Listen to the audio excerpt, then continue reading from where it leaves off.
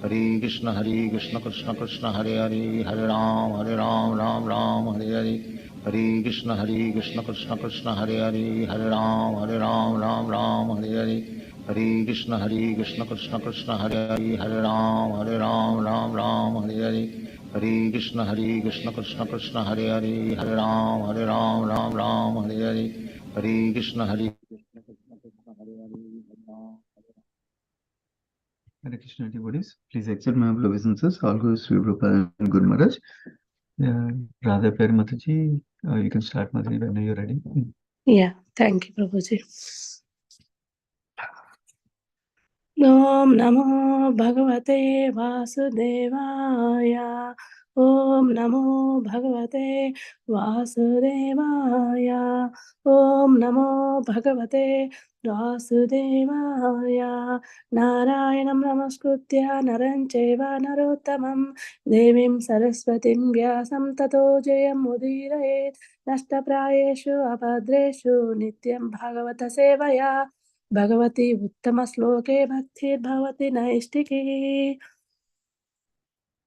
Hare Krishna devotees, Danvat Pranam Alvashila Padan Gurudev. Today we are reading Srimad Bhagavatam, Canto 3, Chapter 13, The Appearance of Lord Varaha. Text 13. The Supreme Personality of Godhead, Janardana, is the form to accept all the results of sacrifice. If he is not satisfied, then one's labor for advancement is futile. He is the ultimate self, and therefore one who does not satisfy him certainly neglect his own interests. Text 14. Sri Manu said, O all-powerful Lord, O killer of all sins, I shall abide by your order. Now please let me know my place and that of the living entities born of me. Text 15. O Master of the demigods, please attempt to lift the earth, which is merged in the greater water, because it is the dwelling place for all the living entities. It can be done by your endeavor and by the mercy of the Lord. Text 16. Sri Maitreya said, thus seeing the earth merged in the water, Brahma gave his attention for a long time to how it could be lifted. Text 17. Brahma thought, while I have been engaged in the process of creation, the earth has been inundated by a deluge and has gone down into the depths of the ocean. What can we do who are engaged in this matter of creation? It is best let the Almighty Lord direct us. Text 18. O sinless Vidura, all of a sudden, while Brahma was engaged in thinking, a small form of a boar came out of his nostril. The measurement of the creature was not more than the upper portion of the thumb. Text 19. O descendant of Bharata, while Brahma was observing him, that boar became situated in the sky in a wonderful manifestation as gigantic as a great elephant. Text 20. Struck with wonder at observing the wonderful boar-like form in the sky, Brahma, with great Brahmanas like Mirichi, as well as the Kumaras and Manu, began to argue in various ways. Text 21. In this, some extraordinary entity come in the pretense of a boar. It is wonderful that he has come from my nose. Text 22. First of all, this boar was seen no bigger than the tip of a thumb, and within a moment he was as large as a stone. My mind is perturbed.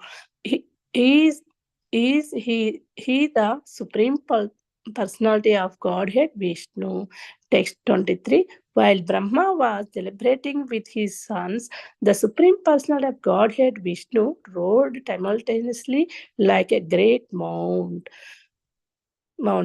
Text 24. The omnipotent supreme personality of Godhead and living Brahma and the other highly elevated Brahmanas by again roaring with his uncommon voice, which echoed in all directions. Text 25. When the great sages and thinkers who are residents of a Janaloka, Tapaloka, and Satyaloka heard the tumultuous voice of a Lord Boar, which was the all auspicious sound of the all merciful Lord. They chanted auspicious chants from the three Vedas. Thank you, Prabhuji. Hare Krishna. Thank you so much, Madhu. And Krishna and Prabhuji, whenever you're ready, you can start, Prabhuji. Yes, Prabhu. Thank you very much, Prabhu. Hare Krishna, everyone. Thank you all for joining for today's Bhagavatam class session. Thank you, Radha Pyari Mataji, for reading the translations. So today we are reading from Srimad Bhagavatam, Canto 3, titled The Appearance of Lord Varaha, slokas 13 to 25. Om Ajnanatimirandasya Jnananjanasalakaya Chakshurunmilitam Yena Tasmai Sri Gurave Namaha Namo Vishnupadaya Krishna Preshtaya Bhutale Srimate Bhaktivedanta Swamiti Namane Namaste Saraswati Deve Gauravani Pacharine Nirvishesha Sunyavadi Paschaptadeshatarani Jai Shri Krishna Chaitanya Prabhu Nityananda Shri Advaita Gadadhara Shivasadi Gaura Bhaktarunda Hare Krishna, Krishna Krishna, Hare Hare, Hare Rama, Rama Rama, Hare Hare.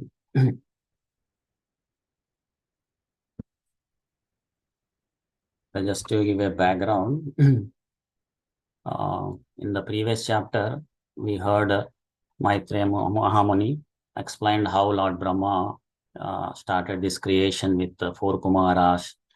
Of course, they were not interested in expanding the population.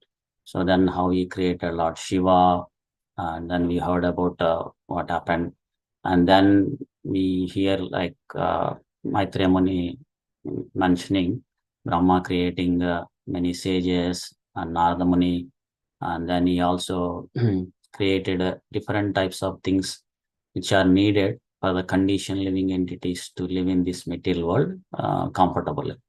So even though they are a pure spirit soul, only when they forget themselves as the pure spirit soul and identify themselves with the grass body, then they can live in this material world.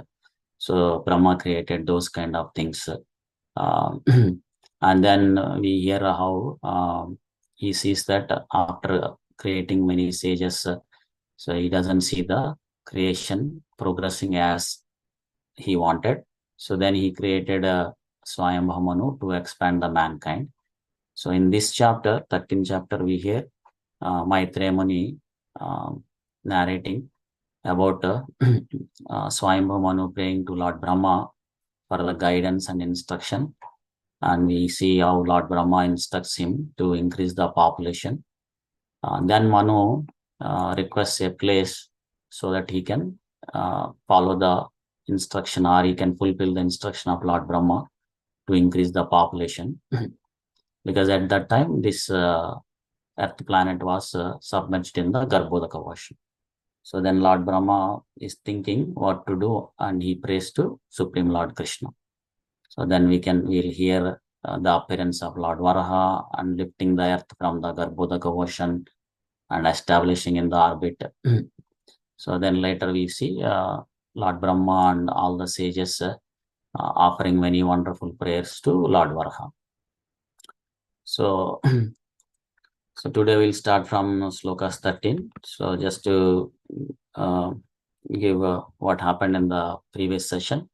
So we see that Vidura asking Maitreya Muni to narrate the Supreme Lord's pastimes, which are the most interesting things that he wanted to hear.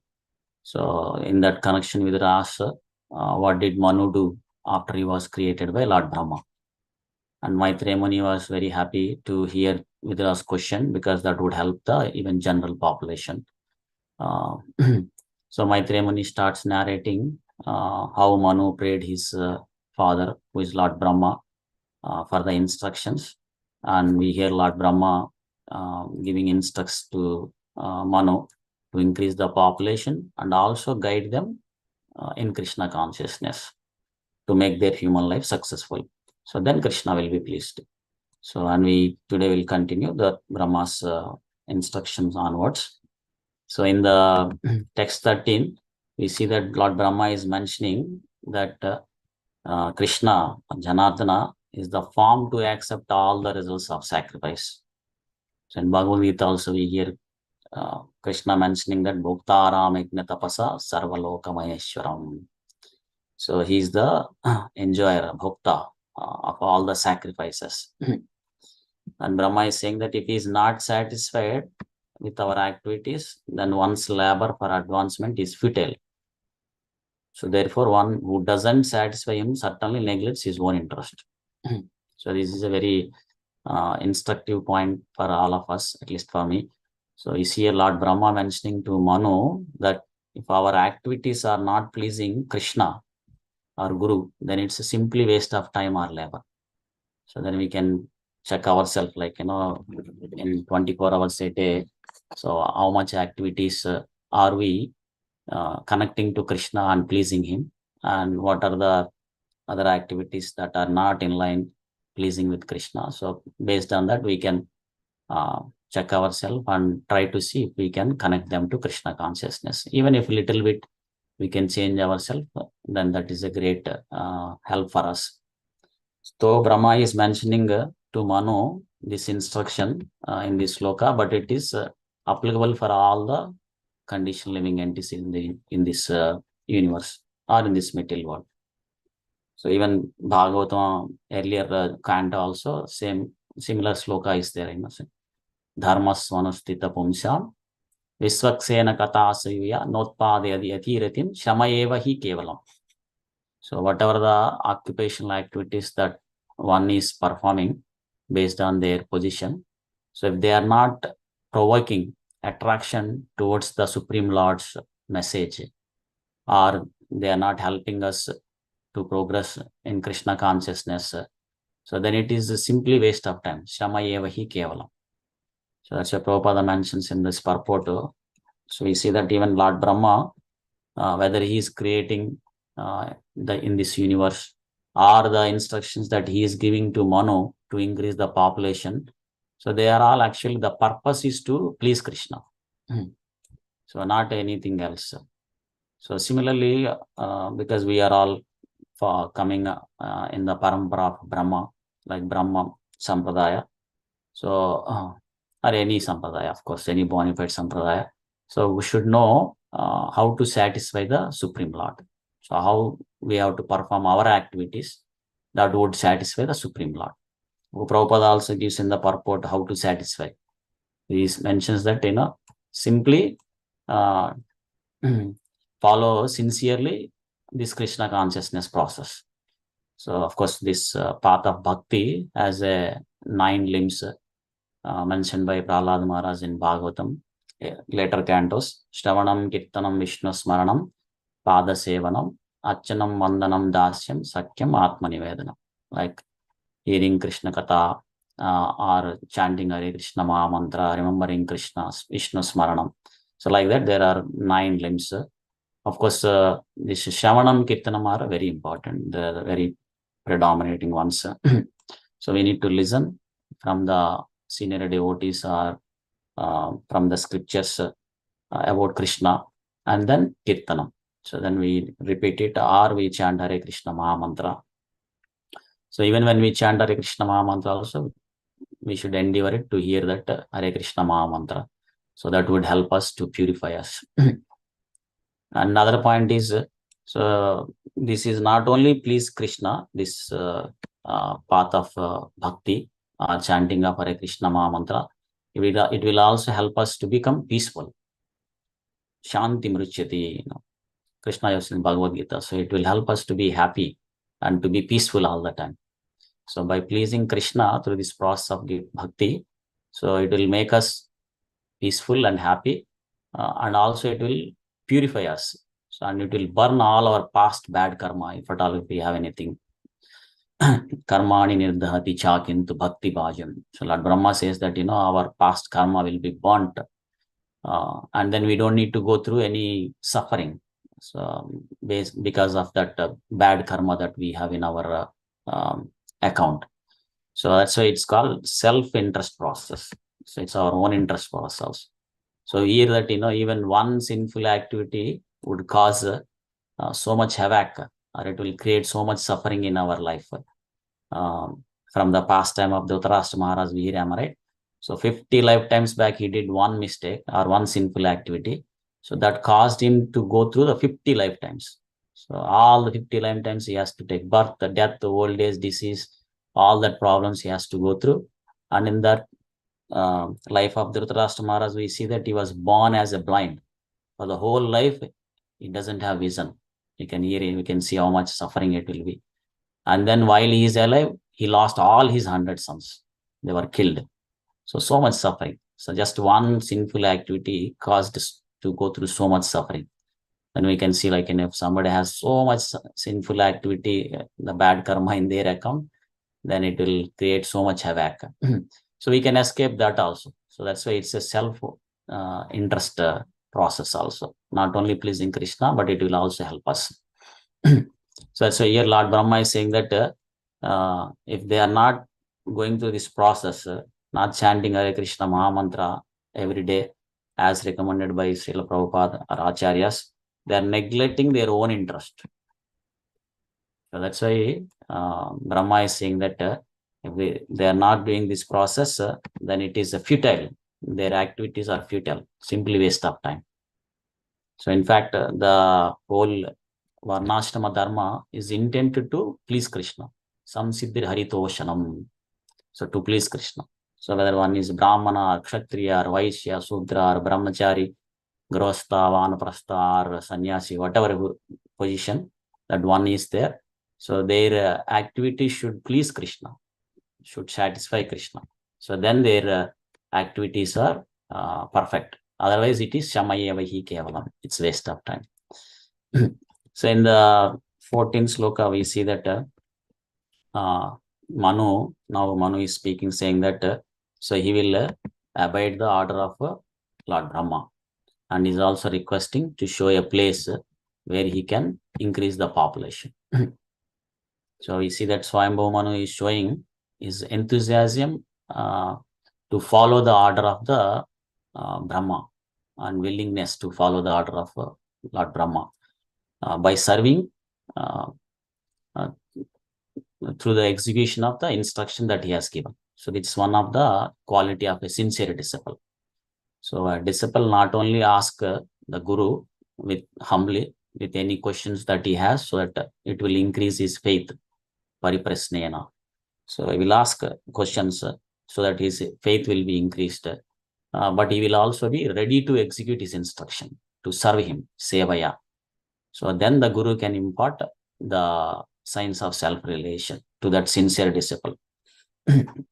So tadvidhi pranipatena pariprasnena sevaya, like that, Then the Guru can impart the knowledge.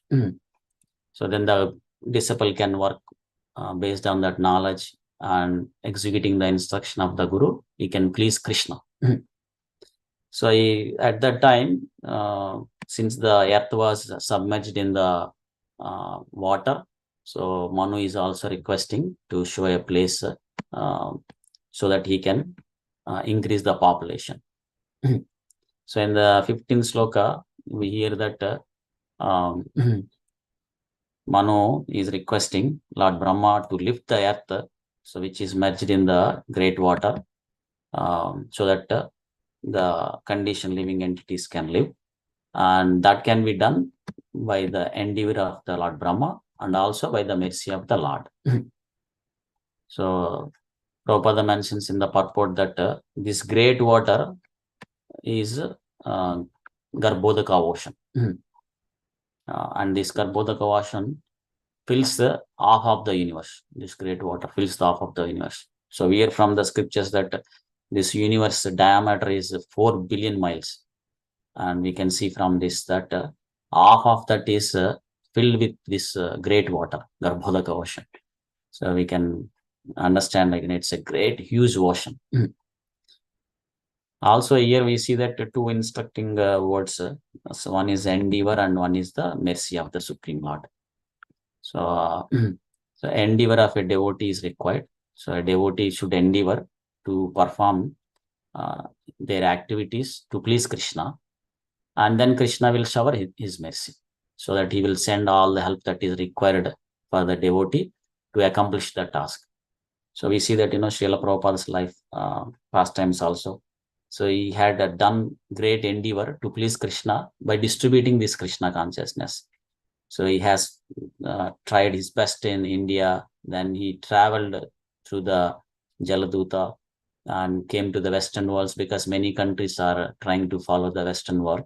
So he wanted to give this Krishna consciousness to the Western countries so that all other countries can follow.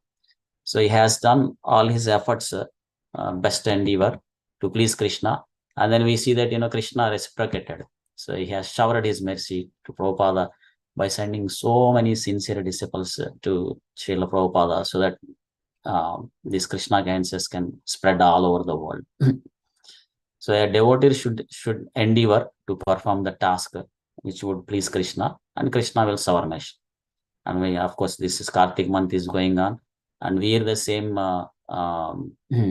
instructions, the information from the Yashoda Damodar Leela. So Mother Yashoda tried her best to bind Krishna, tying with a rope to a grinding motor.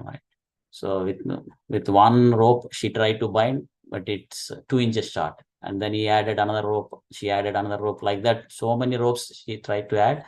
She added, but still she sees 2 inches short.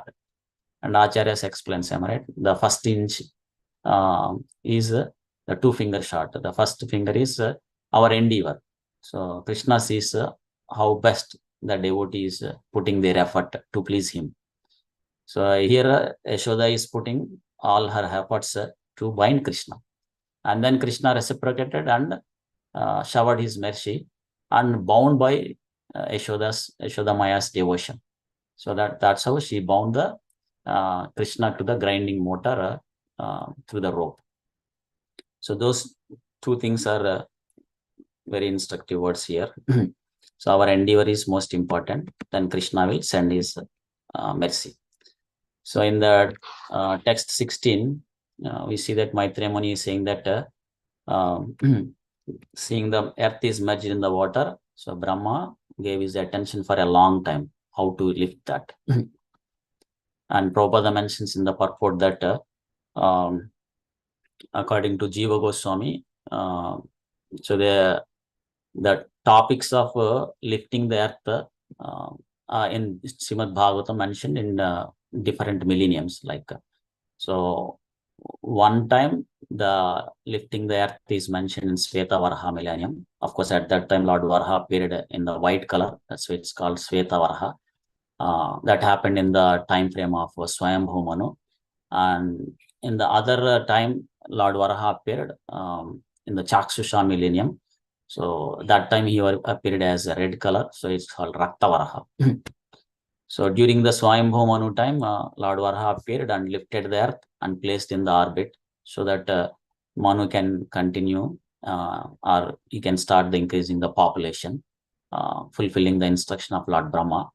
And in the second time, during the Chakshusha millennium, Lord Varaha appeared. Not only he lifted the earth and placed in the orbit, but he also killed the demon Hiranyaksha. That also we hear in Srimad Bhagavatam, a later part. So that's why we see that the topics that are mentioned in Bhagavatam not necessarily happened in one Mahayuga, like Satyuga, Treta Yuga, Dwapara Yuga, Kali Yuga. These 4 yugas are called one Mahayuga. So the pastimes or the topics that we hear from Srimad Bhagavatam not necessarily happened in one Mahayuga, or maybe in one Manu's lifetime, which consists of 72 Mahayugas, or one day of Brahma. So it is spread over, it's all these topics are spread over in the past, whenever it happened. So in the text 17, we see that Brahma thought while he thought the earth has been inundated by a deluge, and it has now gone into the depth of the ocean. So so what can we do? So who are engaged in this matter of creation? So he turned towards Almighty Lord to help us. So here we see that Lord Brahma had a challenge because the earth planet is deluged, or it's submerged in the Garbhodaka ocean and gone into the depth of the ocean. So he's wondering how to lift this earth. So that's why he decided to take the shelter of Krishna. So similarly, devotees always, when there is a stumbling block or when there are some challenges to please Krishna, so then they turn towards Krishna and take his shelter. So that's a difference that we see even between the demigods and demons. So demigods, whenever they have some challenge or some stumbling blocks or some problem, they will go to Krishna. They will turn towards Krishna and pray to him for all his help. The demons, they are so puffed up and proud, so they don't turn towards Krishna. So that's why they go through the problems or they're destroyed. But devotees always take shelter of Krishna, and Krishna reciprocates and he provides all the help that the devotees require. So we see in Srimad Bhagavatam are the pastimes of the Supreme Lord and his devotees. Many places we see that Krishna coming and helping him. So even during the churning of melting ocean, we see that Krishna came many times and helped the devotees to complete the task.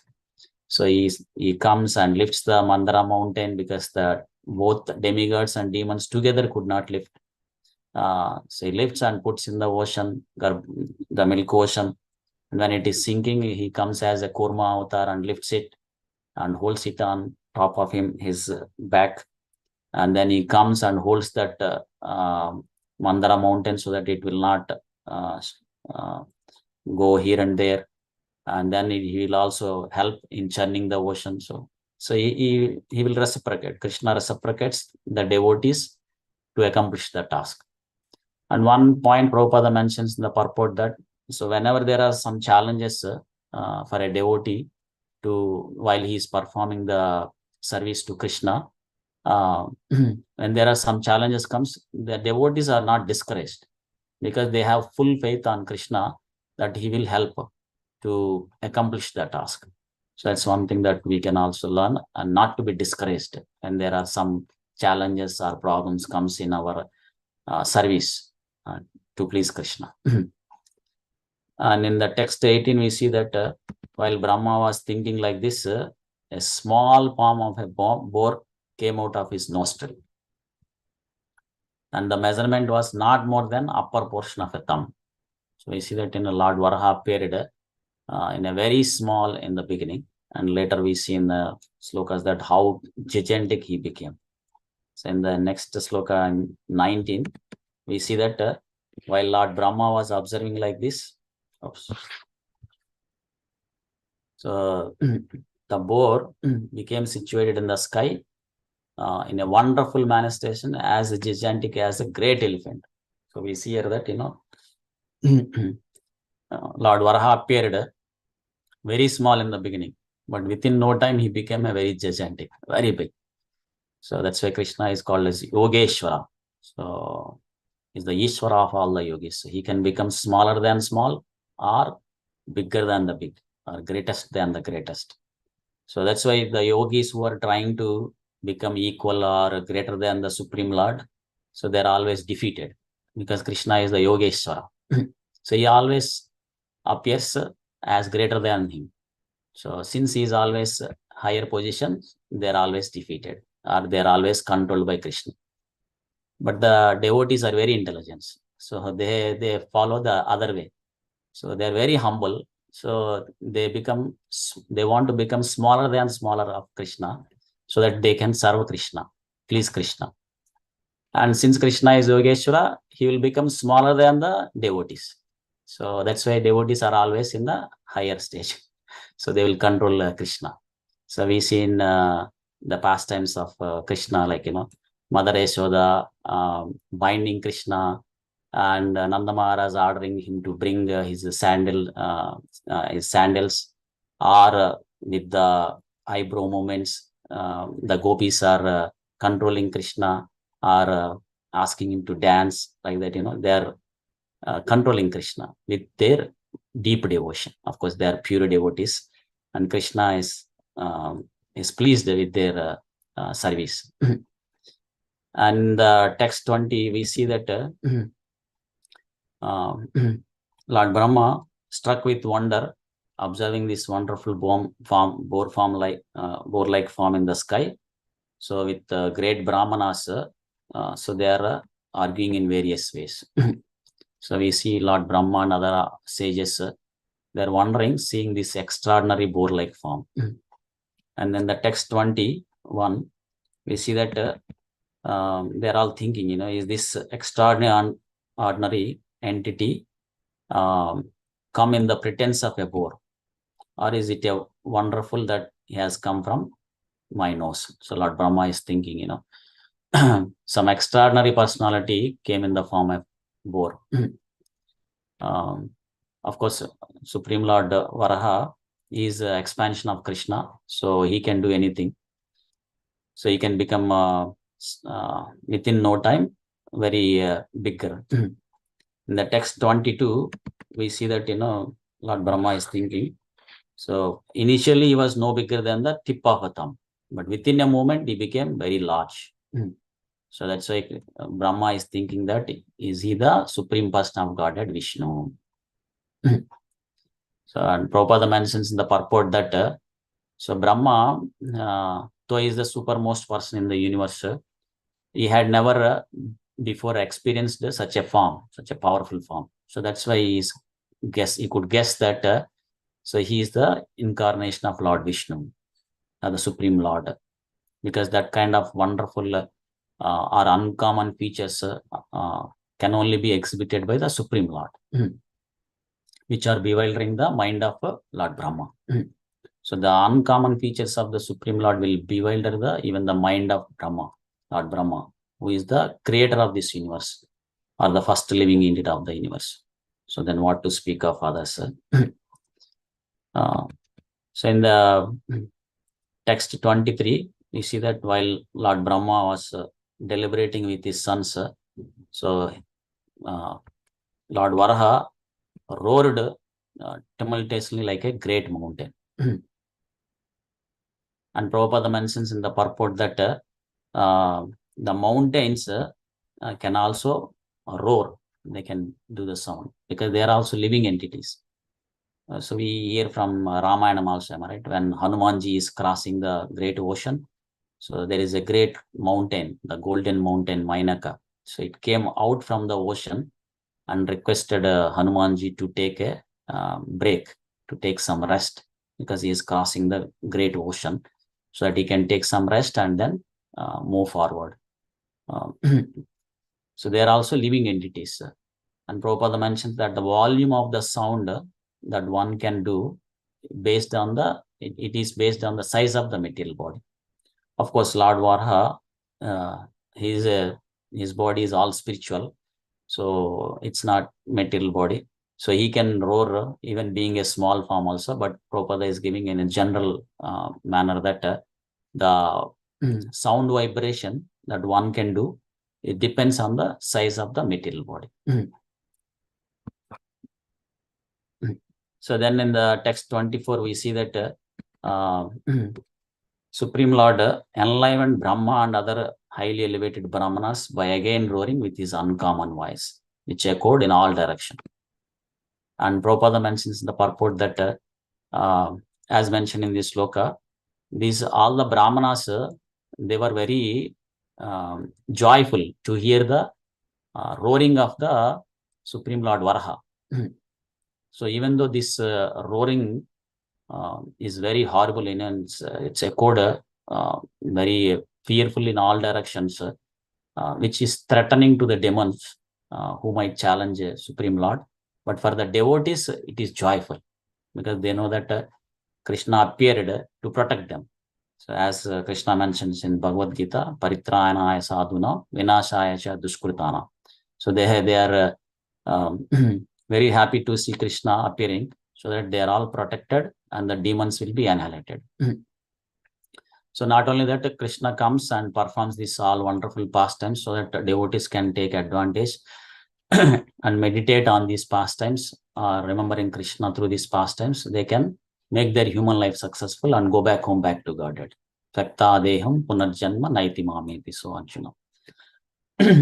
So in the text 25, the last sloka for today, like the great sage, the residents of this higher planet system, Janaloka, Tapaloka, Satyaloka, so they heard this all auspicious sound of the merciful Lord, and then they chanted auspicious mantras from the 3 Vedas. And Prabhupada mentions in the purport that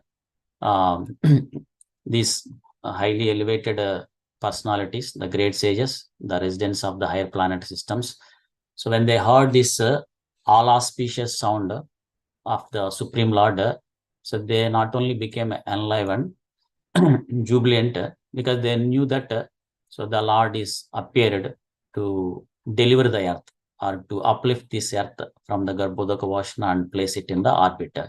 So therefore, they are replying to that sound, to that roar, by offering many wonderful prayers to the Supreme Lord. So, and of course, Prabhupada mentioned that the most important chanting or the prayer for this age of Kali is the chanting of the Hare Krishna Mahamantra. Hare Krishna, Krishna Krishna, Hare Hare, Hare Rama, Rama Rama, Hare Hare. So that the people of Kali Yuga can take advantage of that mantra and chant to please Krishna, and as a wonderful prayer to the Supreme Lord also. So in the upcoming session, we can see how Lord Varaha lifted the earth and placed in the orbit, and then we'll hear the Lord Brahma and other sages offering many wonderful prayers to the Supreme Lord Varaha. So I'll pause it here. Thank you all for joining. Granthara Srimad Bhagavatam ki jai, Srila Prabhupada ki jai, Ananta Koti Vaishnava Vrinda ki jai. Thank you, Prabhuji. Thank you so much, Krishna and Prabhuji, for a wonderful class. Hare Krishna. Thank you, Prabhuji. Hare Krishna. Thank you, Prabhuji. Thank you very much.